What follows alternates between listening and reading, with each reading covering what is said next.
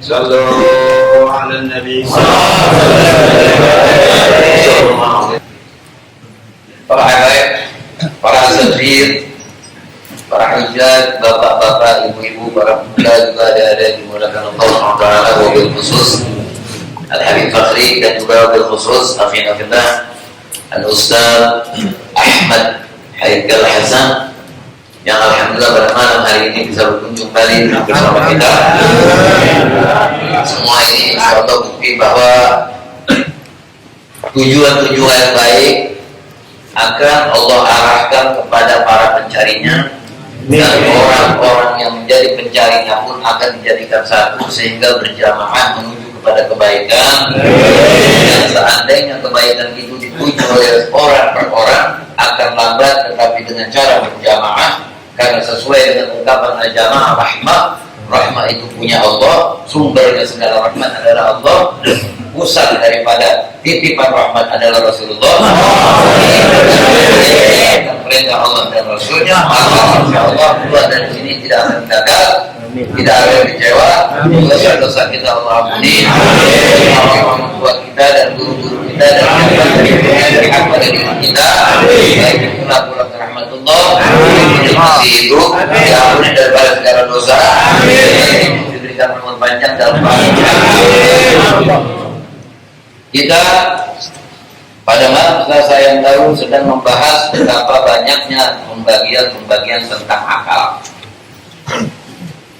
Melihat penjelasan daripada para ulama yang menjabarkan, menerangkan tentang akal, sehingga kita bisa menjadi tahu bahwasanya sumber kekacauan, sumber tidak menentunya segala sesuatu, sumber tidak menentunya segala rencana, sumber tidak menentunya segala hasil adalah bila dilakukan dengan akal yang tidak sehat. Manusia memiliki akal titipan, yaitu akal gharizi. Namun tidak cukup sampai di situ. Ketika manusia itu sudah mencapai umur baligh, mereka diperintahkan dengan akalnya itu untuk menuntut segala apapun yang ada redha Allah dan Rasulnya.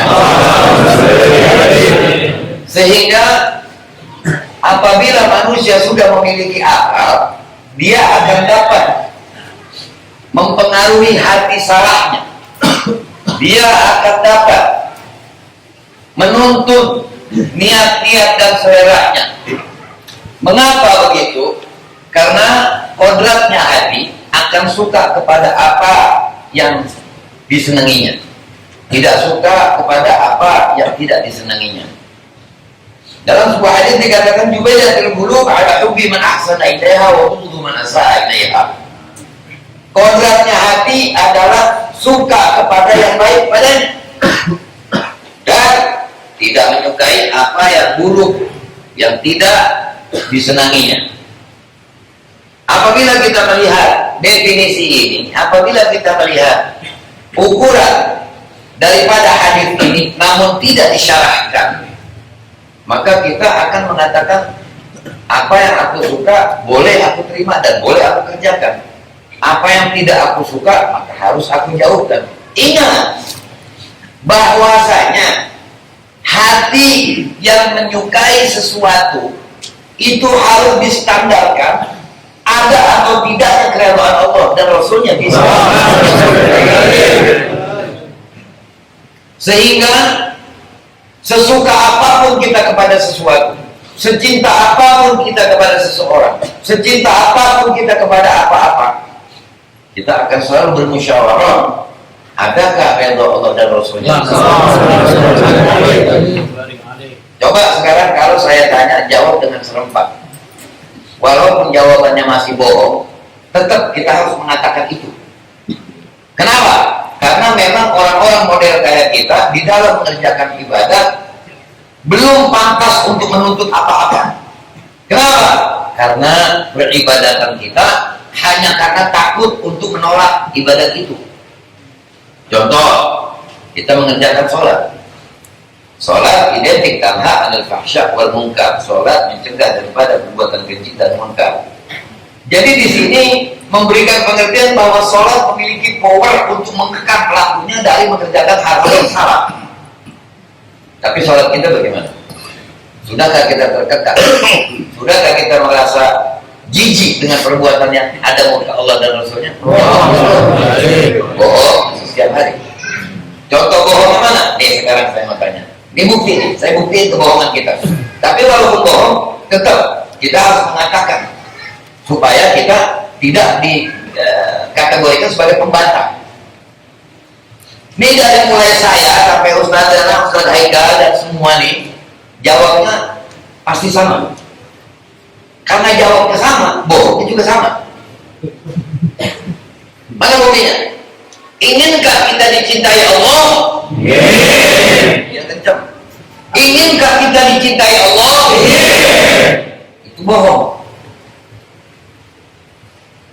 Tetapi karena walau itu bohong, kita betul-betul ingin, maka nanti pertolongan Allah yang akan menuntun kita menjadi benar jawaban kita sesuai dengan yang kita ucapkan. Dan sekarang saya tanya, sekali lagi saya tanya, inginkah kita dicintai Allah? Ingin. Inginkah kita sakit? Di sini. Karena sakit adalah salah satu mahar cintanya Allah kepada hambanya. Karena Allah Khalik, cara bercintanya kepada makhluk beda. Kalau makhluk sama makhluk, kalau cinta itu saling memberi sesuatu yang saling disukai antara satu sama lain. Tapi Allah tidak demikian. Sekali lagi ya, saya tanya sekali lagi, jangan jawab. Supaya kita tahu kenapa diri kita sekarang selama ini, kenapa rumah tangga kita, kenapa negeri kita, kenapa di mana-mana manusia begini dan begitu. Karena nggak sinkron. Makanya lidah nggak dikasih ngomong, nanti di mana masuk dikunci. Al-yawma nakhtimu ala afwahihim wa tukallimuna aydihim wa tushhadu arjuluhum bima kanu yaksibun. Lidah dikunci, tangan kaki doang bakal bicara ngomong. Jadi tukang bohong nggak dikasih hadir di padang mahsyar. Kalau di dunia kan tukang bohong masih boleh masuk masjid ya? Boleh nggak? Boleh. Masuk mushola? Boleh. Masuk majelis? Boleh. Dekat sama ulama? Boleh. Dekat sama copet? Boleh. Ingin nggak kita dicintai Allah? Ingin. Karena jawabnya bareng, bohongnya juga ketahuan bareng. Ingin nggak kita sakit? Nggak. Dan juga sama. Ingin nggak kita miskin? Nggak. Mauan hajat berhasil apa mauan sabar?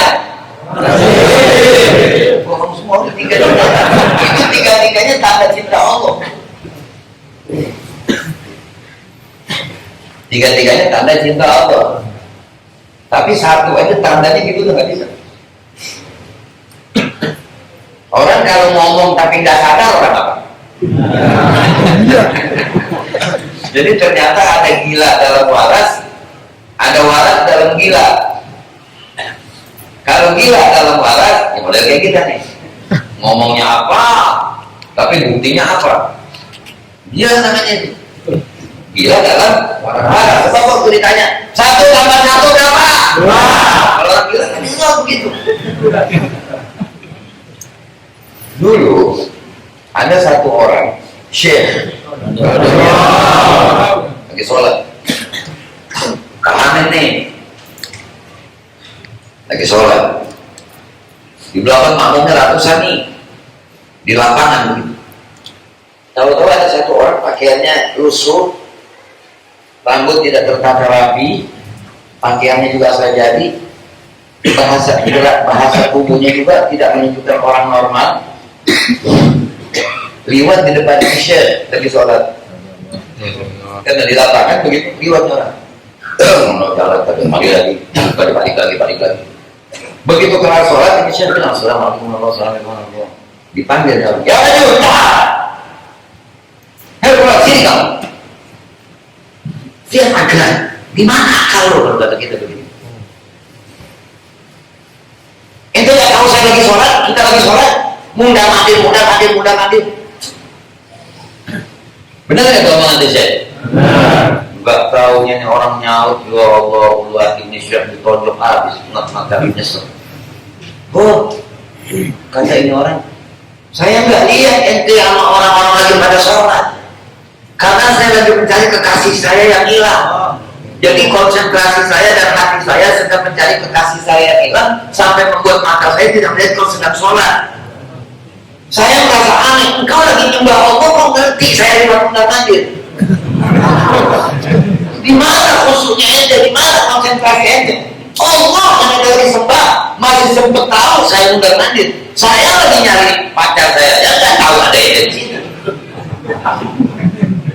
Fasa kata syekh. Kemudian nunduk ini syekh, nunduk ini syekh malu. Nah kita bagaimana kita? Bertanya diri lu.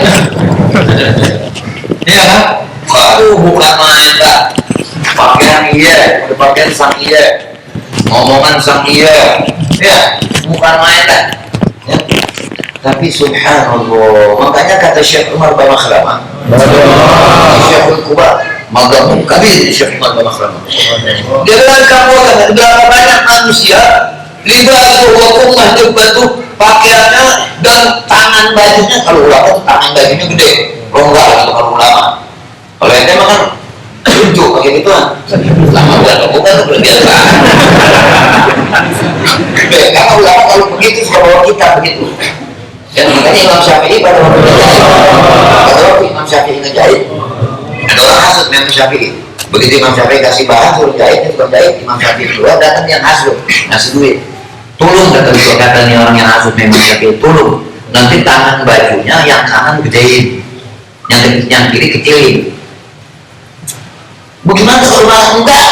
Pokoknya kerjanya gue bagi duit. Kang jahitnya ya memang ada golongan di KPK juga. Jahit begitu tadi dibantu Imam Syafi'i datang di tempat pakai Imam Syafi'i. Loh, kata Imam Syafi'i ini kenapa tangan kanannya besar yang kirinya kecil? Iya ya Imam, Allah sanahnya, Allah sanahnya, Allah Imam.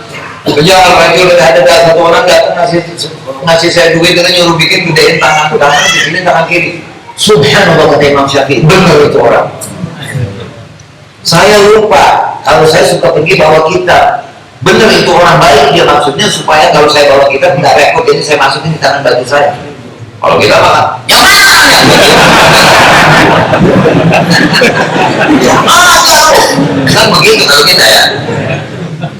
Nah, jadi para ulama itu begitu.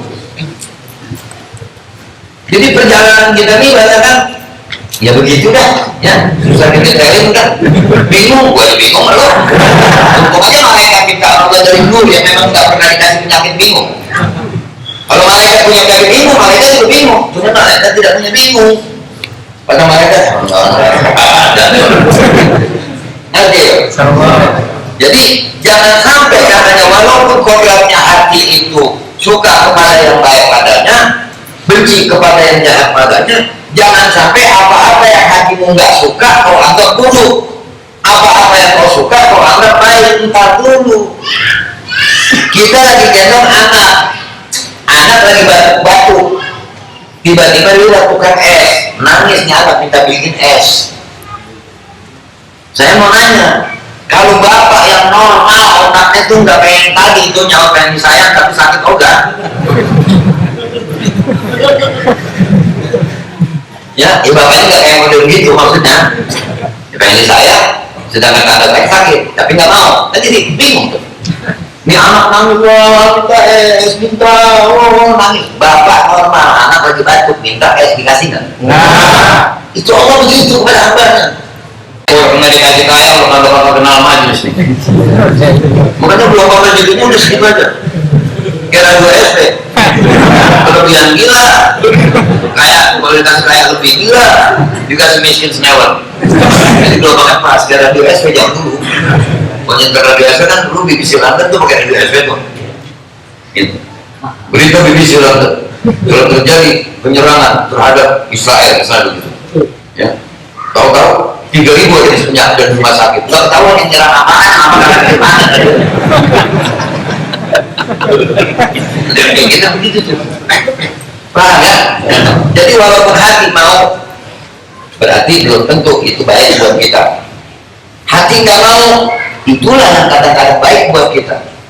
Ada nggak di dunia manapun obat gatal manis? Ada nggak? Nah. Obat gatal manis ada nggak? Nah. Ada.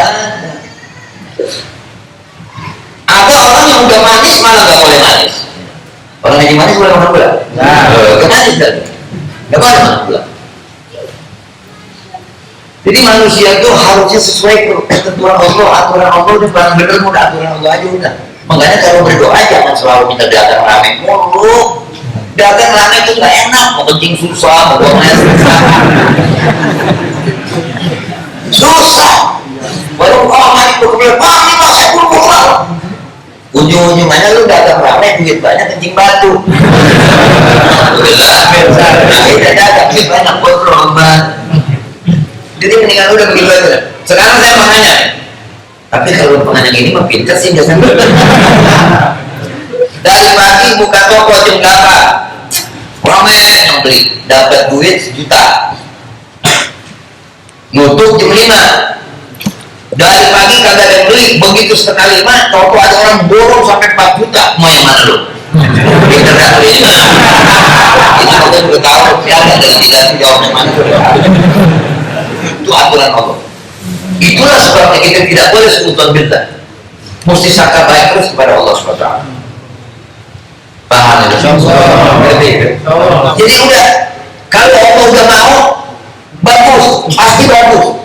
Ya Allah, berikan hamba rezeki yang banyak. Ma'al afiyah tuh, pakai buntut mintanya. Kalau udah pakai afiyah, dikasih kaya, dikasih afiyah. Jadi rajin sedekah, nggak sombong, jangan pada susah. Tadi susah banget, kagak enak dilihat, udah pagi nggak enak dilihat, siang nggak enak dilihat, sore nggak enak dilihat, sampai datang kita rasa pentingnya duit.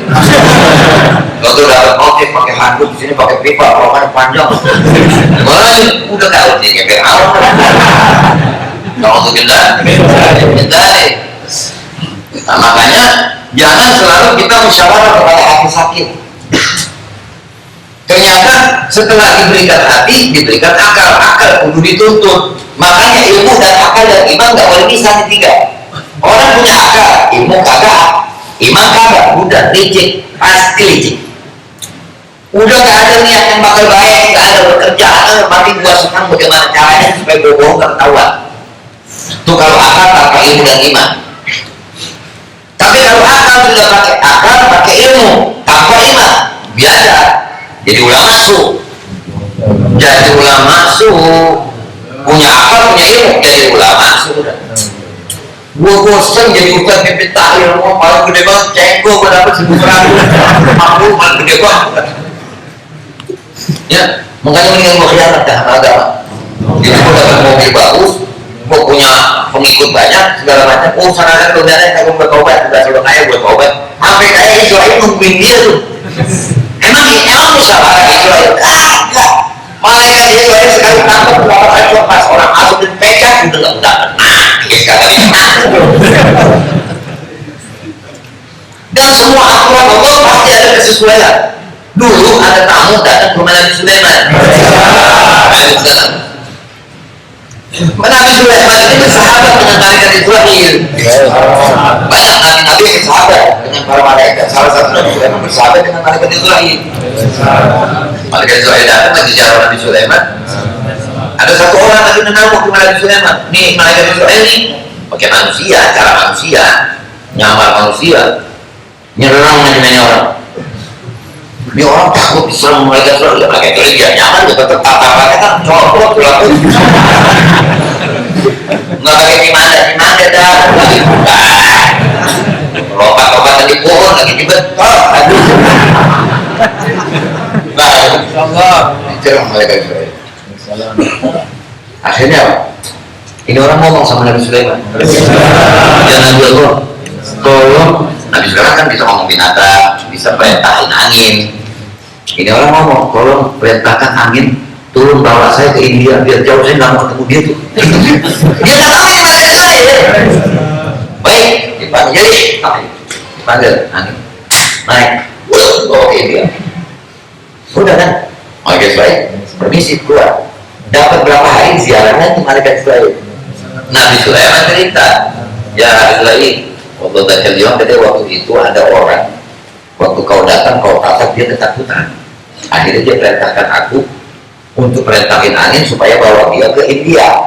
Akhirnya aku perintahkan angin. Karena malaikat Israel apa? Saya justru lagi ada sedikit menunggu katanya. Allah perintahkan saya cabut umur jauh di India, sedangkan dia masih ada di Syam. Gak bisa di manage. Kalau bahasa kerennya bilang gak bisa setel lu, gak bisa. Kayak bicara dari mobil yang otomatis itu asal udah gelombang bagus seperti itu gelombang Elvita. Wah, kalau gelombang kurang bagus mah masih terus. Itu angka masih jalan. Yang punya mobil, agak-agak di mobil kan begitu. Ya, otomatis aja gitu. Nyari. Ketemu gelombang bagus berhenti. Nah begitu bukan mana di Israel. Nanya sama saya bingung gitu. Kenapa? Mau nanya saya tapi malu. Nggak apa-apa nanya. Yang bisa saya jawab, yang nggak bisa ya saya tahu. Sifat orang dulu begitu. Ditanya apa aja jangan nyawat. Nggak boleh. Kata Ibn Abbas lah ahli huwa. Kalimat saya belum tahu itu adalah ilmu. Jadi jangan pernah malu kalau orang ditanya nggak tahu, jangan malu. Ya. Gitu tahu tadi. Orang mau nanya. Ya, bagus. Saya lagi bingung nih malaikat Israel, saya gimana ya kalau nyambut nyawa? Lu mau nanya apa caranya? Gimana? Bener. Ulama tahu cara malaikat Israel nyambut nyawa. Ulama kan pewaris Nabi. Apa yang Nabi tahu, ulama dikasih tahu. Karena Nabi menyambut sahabat gurunya para ulama. Tapi bukan itu yang saya maksud, katanya kalau ada orang mati satu, iya dananya gampang, satu berat mati, dua tangan dua, kalau tangan bukok kebanyakan, kata aku cebok bener-bener nanya begini-beginian, ini sama begitu banyak, cebok bener-bener nanya yang apa? Nah kalau pernah mati kata dia satu kapal, satu kereta, satu mobil, satu dari satu barang. Amin. Saya bilang gampang. Ente punya listrik dari rumah? Punya besok. Ini sekarang kayak model listrik ini di depannya ruangan tamu, ente matiin di saklar lagi dicetet, matinya ruangan tamu doang. Ente pindah ke dalam ruangan ruang. Nah, kalau ente matiin serumah, NCB-nya ente turunin. Nah, kalau ente pengen rumah tetangga mati juga, pengen ente serumah lewat. Iya betul. Oh begitu biar kurang lebih. Bagaimana sih? Gak malaikat Israel. Nah orang semua ada di bulu beliau, ada di bulu-bulunya semua. Ada lumayan kuning kekasih itu. Itu kan juga.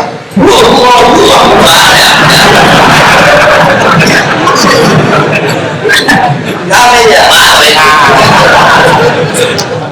Menggigit bapak di depan mulut, keledi. Enggak ada. Itu tanda juga tuh. Nah gitu. Dikasih tanda semuanya. Jenggot berputih. Mereka lagi kemarin. Karena kemudian cepet banget buat keluarnya. Paham ya? Jadi akal semuanya akal. Nah jadi akal dikasih ilmu, diikat sama iman, nggak bakal dari macam-macam, nggak bakal dari macam-macam. Ada murid masih duit, nanya, gimana ini kesibukan? Iya deh, kemarin saya kebetulan jangan orang dunia. Ceritanya ada barang nggak bener, saya jual laku ini mungkin saya aja masuk akal aja itu namanya air mulidi syaitan murid separuh setan separuh. Paham ya? Jadi akal harus sehat, makanya dikatakan qila fafir lebanas wafir taqwa ridallah. Di dalam kebaikan ada kesukaan manusia, ada kesukaan manusia. Maaf ya, tolong jangan direkam ya. Ada kesukaan manusia, tapi kalau ketakwaan ada keridhaan Allah. Kita kepengen disayangi seluruh orang, bikinlah kemunafikan, semua juga bakal sayang sama kita. Ustaz, begini Ustaz, saya nih kebetulan punya duit banyak banget Ustaz, cuman duitnya Ustaz jangan tanya dari mana ya, kira-kira boleh nggak saya pakai ya? Ini karena yang dekat-dekat ngaji rajin sama saya. Sebetulnya kalau buat orang nggak boleh. Karena kita udah ya, ente kan udah saya anggap murid juga, sudah bagian bikin gaya terus kan. Jadi boleh, apa yang kagak boleh buat orang jadi boleh. Itu untuk bela kendali. Saya mau nanya sekarang, kenapa siang itu terang? Nah, ada matahari. Kenapa matahari terang? Nah, aku tungguin dulu.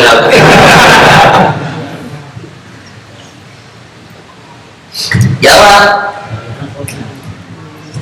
Enggak apa-apa, salah juga. Enggak apa-apa. Kenapa matahari terang? Karena ada cahaya.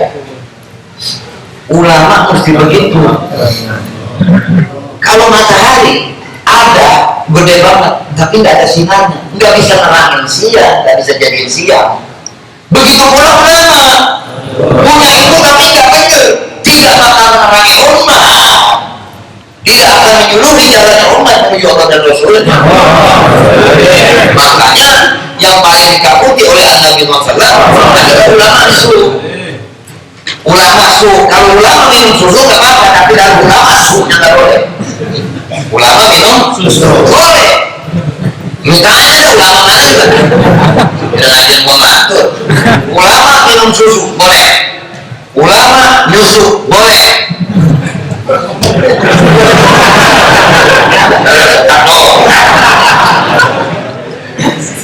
Kalau orang kampung kan tanya, waduh lagi ngapain ya? Lagi nyusuin itu otaknya keluar. Tapi kalau diterjemahkan betul boleh juga.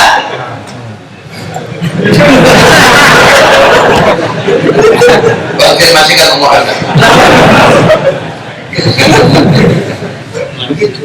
boleh. Ulama masuk yang paling berbahaya, yang dibaca, yang diterjemahkan dengan yang disampaikan beda. Kalau saja umat tahu bahwa ulama itu membahayakan dirimu, entah apa yang kalian lakukan terhadap ulama-ulama itu. Mungkin saat dia ceramah kalian sambit dengan batu, mungkin kalian timpuk dengan apa, mungkin kalian pukuli dan segala macam. Tapi justru ulama paling takut di akhir zaman. Kenapa? Nih kembalinya ke jubila tilbulu ala hubbi man ahsana ilaiha wa bughdu man asaa ilaiha. Kenapa? Karena dengan sebab ulama apa yang kata Allah dan Rasulnya nggak boleh, tapi syahwat dan nafsunya mau, jadi ada jalan. Kenapa? Begitu dia ngerjain yang haram-haram, dia punya dalil. Ulama itu asik. Aja yang agama kelewatan. APK Islamnya ada dua. Ngerti? Jadi akibat nurutin apa yang diselerakan oleh hati, maka salah akan ditabrak, larangan Allah pun akan ditabrak. Ternyata kuncinya adalah akal taruh di depan, kemudian ilmu yang pegang tali akal itu, kemudian tali ilmu dipegang oleh iman. Jadi iman ternyata yang ngatur ke sana kembali. Masukin benang ke jarum, dengan melakukan sholat dengan cara supaya sholat diterima Allah. Ini tiga-tiganya harus kita kerjain. Masukin benang jarum pakai apa? Pakai apa? Nggak pakai ilmu. Coba panggil 3 kiai, ya, 3 kiai atau 3 kiai sama 1 tukang jahit, suruh bikin perlombaan, kasih hadiah templong serikor, suruh berlomba masukin benang ke jarum, yang menang siapa? Udah tukang jahit nggak menang lagi. Tapi dia yang bisa masukin benang ke jarum juga. Kenapa? Karena memang akalnya menjadi 1 jarum. Bisa ada biasa. Paham itu? Begitu pula orang ilmunya sedikit tapi rasa takutnya kepada Allah tinggi. Gak bakal ngerjain yang gak benar. Biar ilmunya tinggi, kalau memang tidak punya takut kepada Allah, dia bakal tabrak semua orang yang Allah. Ya, jadi masukin benang ke jarum pakai akal, sholat pakai ilmu, mesti wudu, tutup aurat, ngadep kiblat, berdiri bagi yang mampu, bacaannya segala macam kudu dipelajarin. Supaya sholat diterima, pakai keimanan yang dilengkapi dengan akal, dijadikan satu. Bagaimana caranya supaya kita bisa diperkenan ibadat oleh Allah Ta'ala? Makanya ketika dapat nikmat, kita harus mengucapkan alhamdulillahirabbil alamin dengan didasari pengertian hati dan pikiran bahwa aku tidak bisa menerima nikmat ini kecuali atas izin Allah. Itu kalimat alhamdulillahmu bila diadu dengan sholatnya orang beribu-ribu rakaat, mungkin ucapan alhamdulillahmu yang diterima oleh Allah lebih mahal daripada sholat beribu-ribu rakaat. Karena ucapan alhamdulillah di dalamnya ada kesadaran, tapi di dalam sholat yang beribu-ribu mungkin lagi ngejar pahala. Paham itu? Makanya puasa dibagi 3. Ada puasa awal yang model kita nih, maghrib belum repot, ada selapa. Iya, makan apaan? Kadang-kadang sahur, udah mesen begini, besok bikin anu ya, lagi kegar sahur, udah mesen buat buka besok. Lain, karena puasanya cuma dapat tanda itu lah, dengan orang yang khawas. Udahnya puasa, buka sama apaan aja jadi, gitu. Ada lagi orang yang khawas lebih tinggi lagi. Puasa, kalau saja boleh, maghrib tidak berbuka, tidak akan berbuka mereka, beliau. Makanya kita main untung kalau Pak Karim Muhammad aja. Diajak dia puasa, kalau bukan cuma 1, kalau diajak loh. Paham ya? Jadi untuk kita mencari, makanya kita harus lebih mendahulukan keridhaan Allah dan Rasulnya daripada keridhaan manusia. Ya, makanya Subhanallah Malikul Qudus, An-Nabi pernah berkhutbah pada ayat ibadah. Ya ayuhannas, wahai manusia, sesungguhnya iblis telah membuat kau putus sesungguhnya iblis telah berputus asa dari mengaruhimu dan menyembah berhala. Tetapi iblis akan menjadikanmu menyembah 1000 Tuhan. Yang pertama dapat diketahui dari pertemuan 2 orang yang ketika bertanya halal. Ada orang yang menjadikan Tuhan hartanya, ada orang yang menjadikan Tuhan kebunnya, ada orang yang menjadikan Tuhan pangkatnya, ada orang yang menjadikan Tuhan bininya, ada orang yang menjadikan Tuhan rumahnya, ada orang yang menjadikan Tuhan kebunnya, sawahnya, ada orang yang menjadikan Tuhan hartanya. Begitu ditanya halal, apa kabarmu? Dia akan menjawab, selama kalian gila duitnya, selama dunia saya dagang, saya lancar, bukan persoalan bagi saya apapun yang terjadi. Jadi mau agama diganggu, dirusak mau ada kemaksiatan apa selama saya dagang masih anteng, nggak apa-apa. Itulah orang penyembah harta. Yang nyembah kendaraan begitu juga. Selama kendaraan saya nggak rusak, nggak perlu masuk bengkel, nggak ada hal buat saya. Yang penting kendaraan saya sehat, saya mau pakai bisa kemana pun. Itu orang menyembah daripada kendaraan. Yang nyembah bini, selama bini saya nggak marah, nggak apa-apa. Makanya ada lelaki goblok. Mau tahu lelaki goblok? Punya bini apa punya? Kalau kata bahasa Inggris bilang semenggah-menggahnya. Begitu bininya beranak, kan nifas tuh. Ya, Pak Wali. Nah, kan lakinya puasa.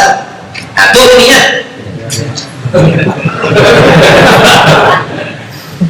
Ini kamera nggak perlu, nggak nyangka ke bini lu ya.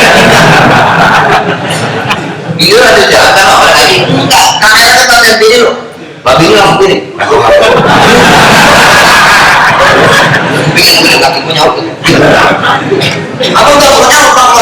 gitu Pak. Kamu lagi emang itu kita cerita satu kesatuan dengan pengajaran. Pak, kan kita lagi mendidik diri supaya tidak jadi orang munafik. Lelaki pada mau kawin lagi mana? Nah itu benar.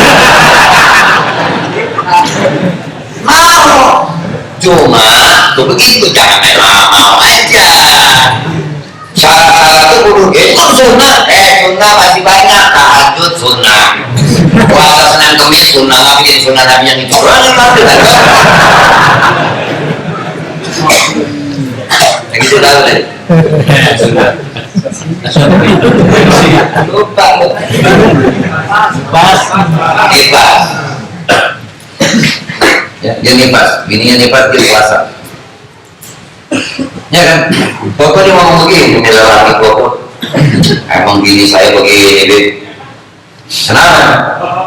Ada tahu setiap yang tahu ini hukum Allah ya. Ketika setiap dia lahir katanya dia nifas 40 hari, itu saya dikasih duit sama istri saya dari saking saya jangan nikah lagi, jangan kawin lagi, saya diperbolehkan jajan.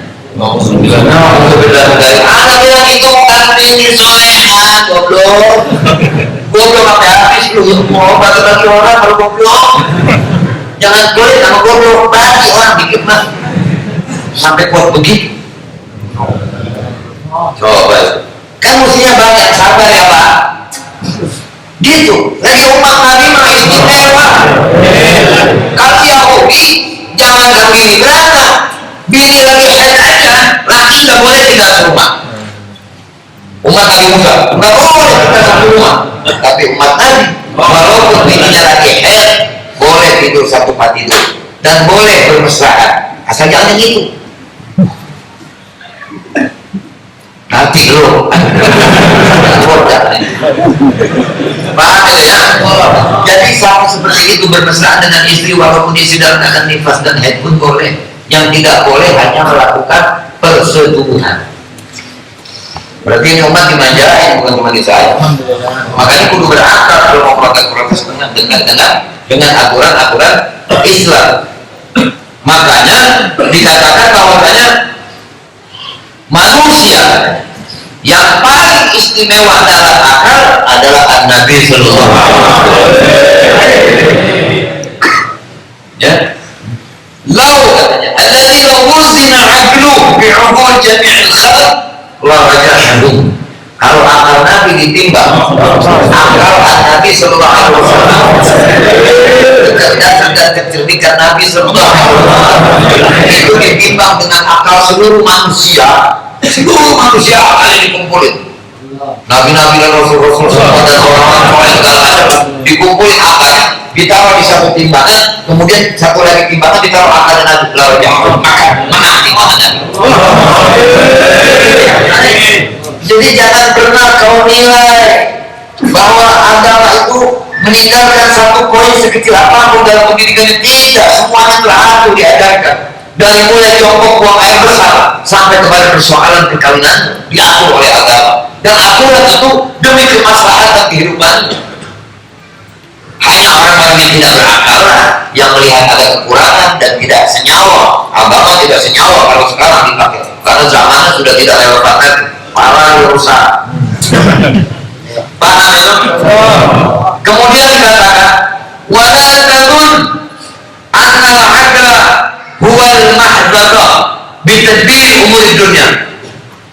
Jangan kau katakan bahwasanya akal itu adalah orang, jangan kau katakan orang yang sudah berakal itu adalah orang yang pintar mengelola urusan dunia. Jangan kau menilai, artinya jangan kau standarkan orang berakal karena dia bisa mengelola dunia. Bukan itu standarnya berakal.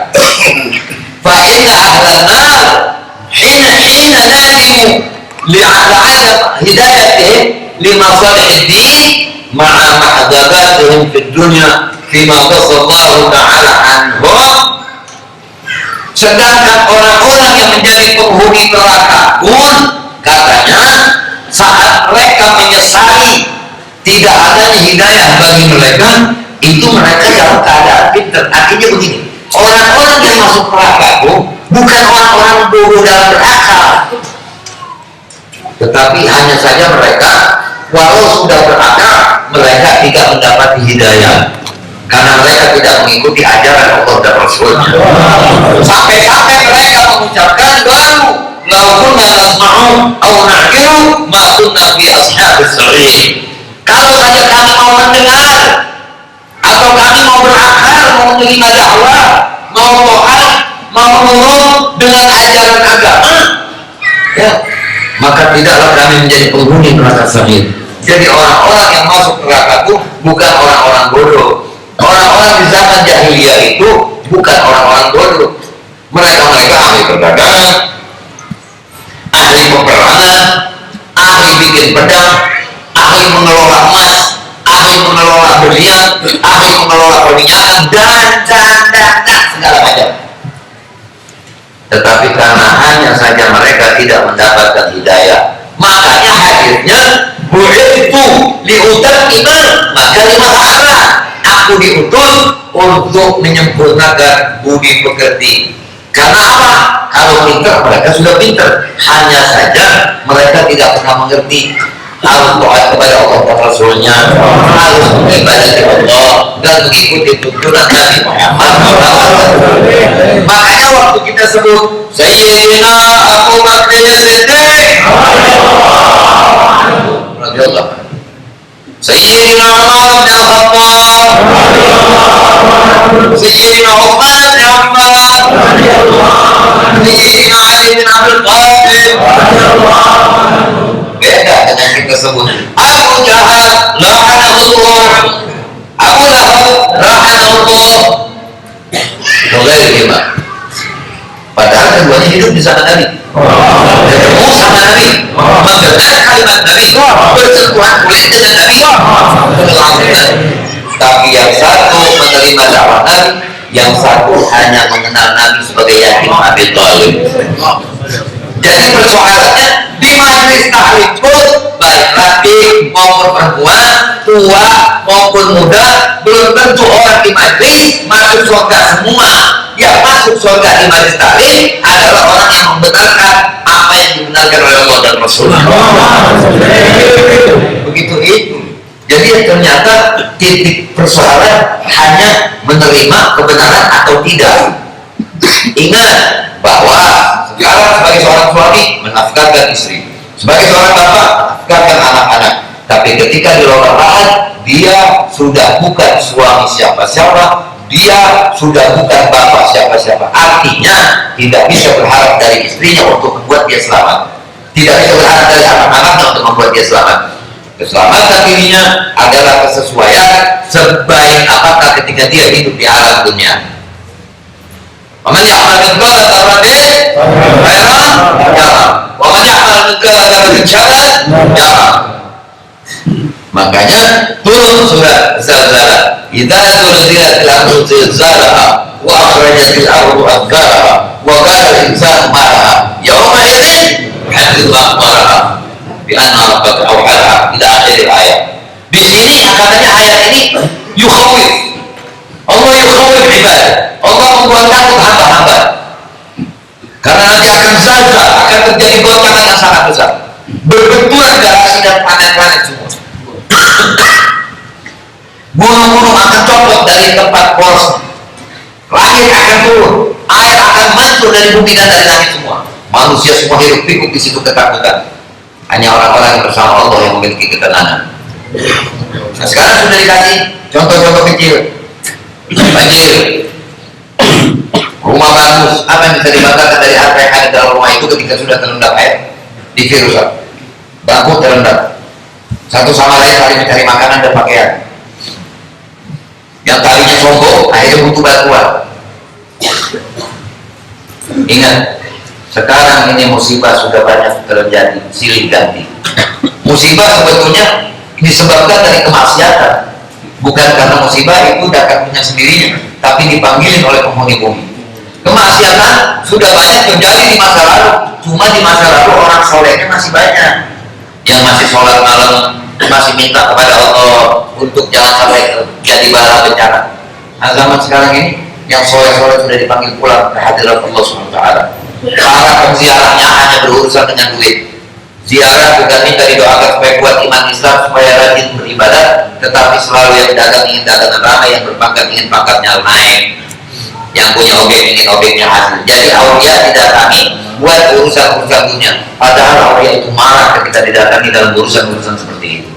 Mestinya minta doa supaya kuat iman Islam, dengar ibadah, dan Allah berkenan menerima ibadah kita. Itulah kunci poros daripada orang-orang yang harus berziarah. Kalau belum punya ilmu berziarah, jangan melakukan ziarah. Kenapa? Nanti akan salah dalam mengerjakannya. Minta sama kuburan, minta panjang umur sama wali, padahal yang dia minta adalah hak perbuatan Allah Rabbul Alamin. Akibat apa? Akibat melakukan ibadah tidak didasari ilmu. Pantas Ibnu Ruslan menyatakan bahwa kulluman bighairi ilmin ya'mal a'maluhu madudatun la tuqbal. Orang yang beramal tanpa didasari ilmu, amal itu ditolak sia-sia. Ya, paham itu? Ma'alimun bi'ilmi lam ya'mal mu'adzabun min qabli 'ubadi wabad. Yang bodoh ibadah tanpa ilmu ditolak, yang alim tidak mengamalkan ilmunya akan diazab lebih daripada orang yang menyembah berhala. Waliyadu billah. Ya Rabbana karim nawwir qulubana wastur ibana wa rashid qulubana washfi maqana wasallim ahwalana wa alif baina qulubil muslimin. Ya Rabbana karim rahmatan fi biladina Indonesia wa fi biladil muslimin. Wa sallim wansur ikhwanana minal muslimin fi ayyi makan wa fi ayyi mahal. Ya Rabbana karim taqabbal ma'ana wa tahiyyat wajhana bi barakat habibak Muhammad sallallahu alaihi wasallam walhamdulillahi rabbil alamin. Kita langsung